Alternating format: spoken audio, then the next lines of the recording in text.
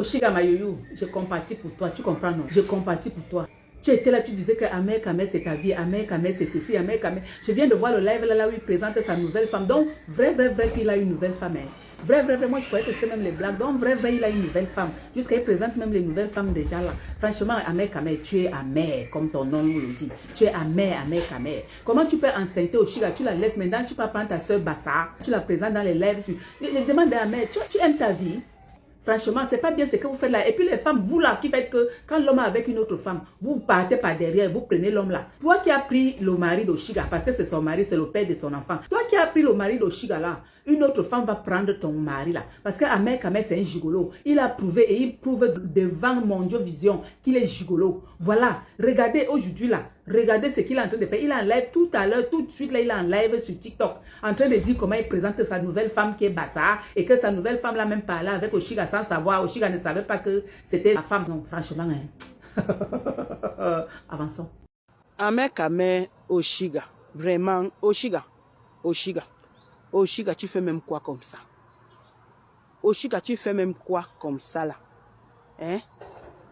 Tu discutes Ahmed Kamel avec Ahmed, tu pars prester à Bordeaux. Longa te tire, tu pars prester. Ahmed Kamel te suit, Ahmed Kamel part. Lui, il est là-bas, il est en train de niasse avec les gars. Il est en train de niasse avec les gars. Est-ce que c'est aujourd'hui que le gars t'a montré son vrai visage? Maintenant, pour couronner tout, pour terminer tout, tu as pris le belai. Tu as encaissé encore avec le belai. Tu viens donc, tu cries donc dans les réseaux sociaux. Pourquoi? Pourquoi tu parles? Laisse-le, puisque tu as montré à Ahmed Kamel que malgré même comme il est comme ça, qu'un homme de 53 ans, il ne sait même pas là où il va. Mais tu es là. Tu es là. Tu as supporté ça. Tu es là. Tu supportes les conneries. Tu supportes les conneries. Un homme, il a commencé à te montrer comme ça depuis. Toi, tu penses qu'un homme comme Ahmed Kamel, 53 ans, il n'est pas marié. Il n'est pas à la maison avec une femme. Il n'est pas responsable. Toi, tu penses qu'Ahmed Kamel peut t'amener où? Tu penses qu'Ahmed Kamel peut te... Je sais pas. Pourquoi vous les femmes, vous êtes même comme ça? Vous êtes en train de chercher même les gigolos. Pourtant, il y a plein d'hommes dehors. Il est responsable. Il est vrai. Hein? Est-ce que c'est comme ça qu'aujourd'hui qui te montre qu'il est comme ça? Pourquoi tu es en train de te ridiculiser dans les réseaux sociaux, en train de crier Ahmed Kamel c'est ici, Ahmed Kamel c'est là? Tu peux prester. Quelqu'un est en train, toi tu es en train de prester, il est en train de niasse. Lui il est en train de niasse dans la chambre avec une go. Et toi tu vas nous dire que c'est ton gars. Maintenant pour terminer tout, tu as déjà belé. Le belé est déjà là. Dis donc, arrête de crier dans les réseaux sociaux, arrête de te ridiculiser pour rien. Et vos parents vous payent les études pour venir faire les études en bain. C'est les gens comme les Ahmed Kamel que vous venez prendre, ramasser. Et après tu vas insulter les autres sur la toile que vous êtes les illettrés. Mais à quoi tu es différent des autres qui font le ménage? Tu n'es pas différent parce que tu es venu étudier. Tu as fini les études. Montre-nous ton boulot. Tu n'as pas un boulot. Tu n'as pas un boulot. Même si tu as un boulot, tu n'as pas un bon boulot.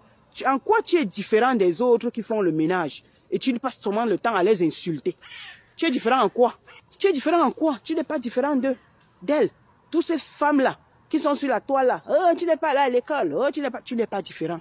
Quand on vous envoie, c'est pour que tu finis, tu trouves un bon boulot. C'est tout. Tu n'es pas capable de trouver un bon boulot. Ma chère, tu n'es pas différent des sœurs qui sont là sur la toile. Donc, il faut arrêter. Regarde l'homme que tu es parti, tous les jours tu es là, tu es dans les réseaux sociaux, Ahmed Kamel de quoi? La honte de ça. Ouais, on a coupé les allocations. Hey! On a coupé l'APL. Merci. Merci. Maman. Hey! C'était devenu grave ici dehors avec les filles africaines. C'était devenu grave. Ta copine enceinte, on t'interdit de reconnaître l'enfant jusqu'à ce que l'enfant ait 3 ans. C'était devenu la sorcellerie ici dehors. La vraie sorcellerie. Vous pensez que man, je vous parle en tant que victime. Tu rencontres une fille dehors, elle tombe enceinte, elle accouche, elle te dit que oh, tu ne dois pas reconnaître l'enfant parce qu'elle veut toucher l'API, allocation parents isolés. Man, c'est ton enfant, mais tu ne peux pas reconnaître l'enfant. Et on te traduit au tribunal en payant l'enfant pour valider son APL. Il dit qu'on a souffert ici dehors. Et si tu t'entêtes à refuser ce qu'elle te dit, elle te met dehors. Elle te met dehors. Je vous parle de mon cas.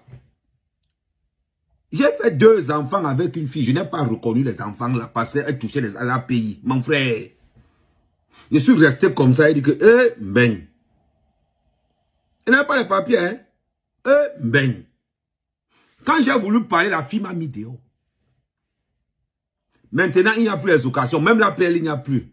À Chouk en Gongoli, bordel comme ça là. Oui, nous là.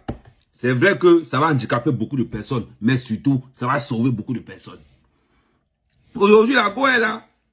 Elle m'envoie le message.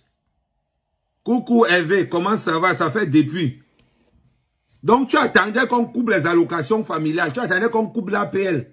Pourquoi tu retrouves mon numéro? Quand tu me mettais dehors. Quand tu me mettais dehors, tu ne savais pas. Aujourd'hui, tu m'appelles. Ah, les gars sont finis. Vous allez travailler. Je dis que vous allez travailler. Parce que je parle en tant que victime. Et sur le dossier des affaires, des allocations là, je vais vous sortir des phases comme ça là. La première phrase que je vous sors là, c'est que beaucoup de gens, à cause des allocations familiales, on nous interdisait de reconnaître l'enfant jusqu'à ce que l'enfant ait 3 ans. On nous obligeait à payer les pensions alimentaires. Et pourtant que c'était déclaré là-bas qu'on ne paye rien. Tous les mois, tu donnes 300 €. Moi, je donnais 400 € tous les mois. Mais c'était marqué là-bas qu'il ne donnait rien. En plus, les allocations, parents isolés qu'elle touchait. APL. En plus de ça, j'ai ajouté encore 400 €. Quand on arrivait comme ça en public, il ne s'occupe pas de l'enfant. Moi, il restait moi tranquille. Pourquoi? Parce qu'il y avait ma carte de séjour qu'elle avait déposée à la préfecture. À cause de ça, on me faisait le chantage. Le chantage. À cause de ça, il restait moi tranquille. Quand on parlait d'affaires locales, il restait moi tranquille comme ça. Là, que oui. On est là dehors, on est nombreux comme ça là. On habite dans les voitures. On est nombreux comme ça là. On habite au travail. Pourquoi? Parce que les femmes avec qui on a fait les enfants nous ont interdit de voir les enfants. Nous ont chassés dans les maisons à cause des allocations familiales. Ce n'est que la phase 1. La phase 2, j'arrive. Préparez-vous. Restez connectés. Bipez tous ceux qui ont été traumatisés par les allocations familiales à cause des femmes ici sur mon mur. Sa mère, Kamel, le fils de la nation. Cette fois-ci, je vais vous expliquer ce que nous avons subi sur les allocations familiales. C'était la phase 1. Merci la famille. Partagez au maximum. Et donc, ceux qui sont en politique, oh, Ahmed Kamel le traite. Ceux qui sont dans le Congo, ça, oh, va t'occuper de l'enfant. La seule personne qui m'intéresse sur Terre, c'est moi. C'est moi. Je vous ai toujours dit, et j'ai dit ça aujourd'hui, tout ce que je touche brille. Quand j'enlève ma main, ça ne brille plus. Parce que j'ai une notion de brillance. Ce n'est pas donné à n'importe qui. Il n'y a aucun jour devant mon jour. Je suis né un premier. Il n'y a aucun jour devant mon jour. Nous avons l'onction de la brillance. Sans compter le travail ancestral que mon corps. Le travail ancestral et la bénédiction ancestrale que j'ai reçue. C'est la magie. C'est la magie. Oh, maman. Dag. Bichua.